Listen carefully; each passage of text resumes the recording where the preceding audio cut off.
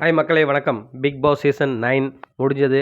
So எல்லா கண்டஸ்டன்ட்டுமே அவங்களுடைய கருத்துக்களை பதிவு பண்ணிட்டு வராங்க சோஷியல் மீடியாவில்.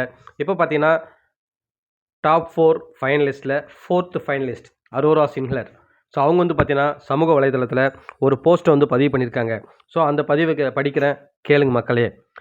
இந்த வாழ்நாளில் ஒரே முறை கிடைக்கும் இந்த வாய்ப்புக்கு நான் எப்போதும் நன்றியுடன் இருப்பேன். பிக் பாஸ் சீசன் 9 எனக்கு ஒரு மேடையே அல்ல, அன்பு, நம்பிக்கை, மகிழ்ச்சி அனைத்தையும் தந்தது.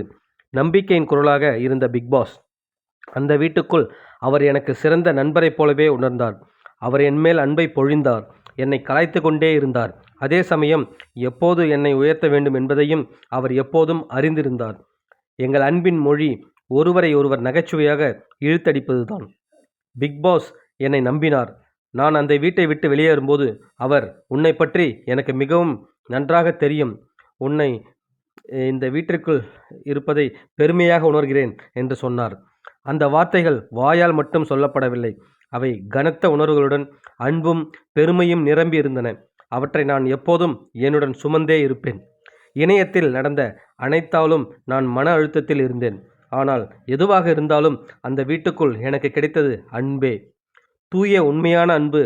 என் வீட்டு தோழர்களிடமிருந்து என் மனசு கனமான போதெல்லாம் என்னை அணைக்க ஓடி வந்த அந்த கரங்களை நான் உணர்ந்தேன்.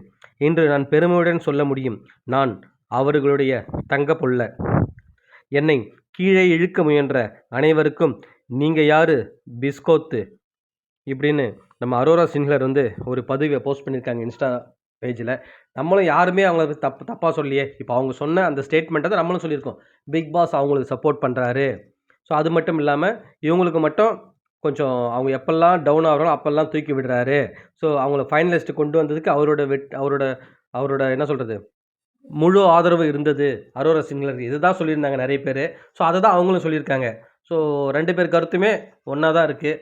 ஸோ நீங்கள் என்ன நினைக்கிறீங்கன்னு சொல்லிட்டு கமெண்ட் செக்ஷனில் கமெண்ட் பண்ணுங்கள் மக்களே. மீண்டும் அடுத்த வீடியோவில் உங்களை சந்திக்கிறேன். நன்றி.